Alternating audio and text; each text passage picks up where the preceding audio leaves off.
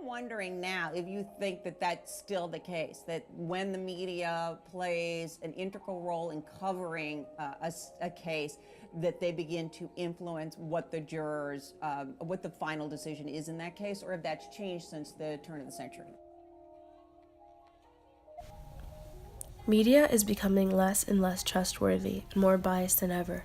When media was first created, it was meant to spread truthful information about what was happening in the world, but nowadays, the truth is hazier than ever. In fact, there is a popular phrase used to describe what media does to trials, called trial by media, and it is defined as the impact of television and newspaper coverage on a person's reputation by creating a widespread perception of guilt or innocence before or after a verdict in the court of law.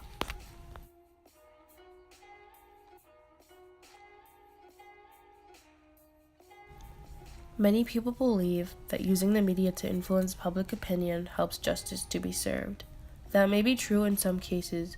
However, jurisdictions shouldn't zero in on media alone, especially when it comes to determining a person's freedom, because media often holds bias and perception more than the truth.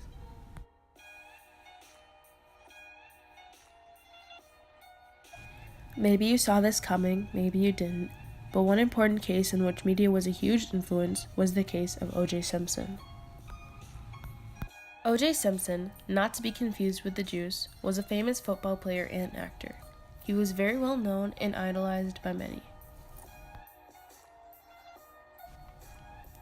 O.J. married a woman named Nicole Brown in 1985, but they later divorced in 1992 due to spousal abuse problems.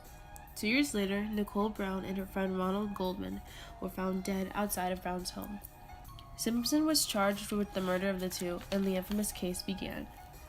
In an article about the media's role in O.J.'s trial, it states, quote, "Society's opinion was strongly affected by the media coverage, and the entire U.S. population consequently picked a side, either with Simpson or against him.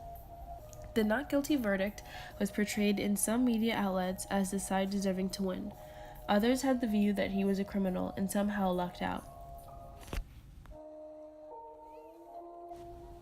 Because of biased media approaches, the not guilty side was unstoppable. There were strength in numbers after all, and more people loved rather than hated O.J. Simpson. O.J. had the dream team, of course, but media was definitely one of the deciding factors. All evidence in the case pointed to him being on the crime scene when the crime took place, and the only thing that stopped him from doing time was a glove. This is only one of the many cases where media has taken control of the trial. Cases like Casey Anthony, Amanda Knox, and Sam Shepard are all examples of trial by media. In an article written to show the bad effects of TBM, it is stated, "Trial by media can lead to wrongful convictions and wrongful exonerations, as well as different ruling in the court of popular opinion than in a legal courtroom. As you can see, media has a particularly bad influence on the justice in court cases. It is even recorded that jurors look on the internet during trial and are able to see online opinions of cases, which might influence their judgment, causing them to decide on whatever the internet is telling them to." I'm not saying it is impossible for media to have a positive effect on cases. In fact, Meek Mill got let out of jail partly because of the uproar his sentence caused.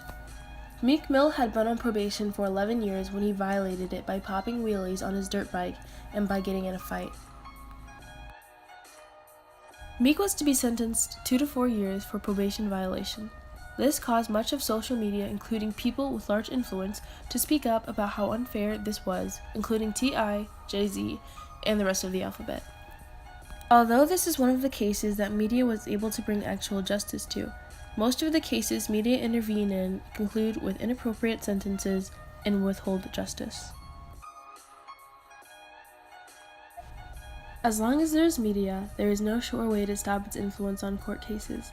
There will always be a way for jurors to hear the opinions of their cases on social media or any type of news outlet. However, we can encourage jurors to look at the hard facts instead of focusing on media. Trial by media is not an effective strategy, and it is a habit that needs to be broken so America can bring justice to those in need of it.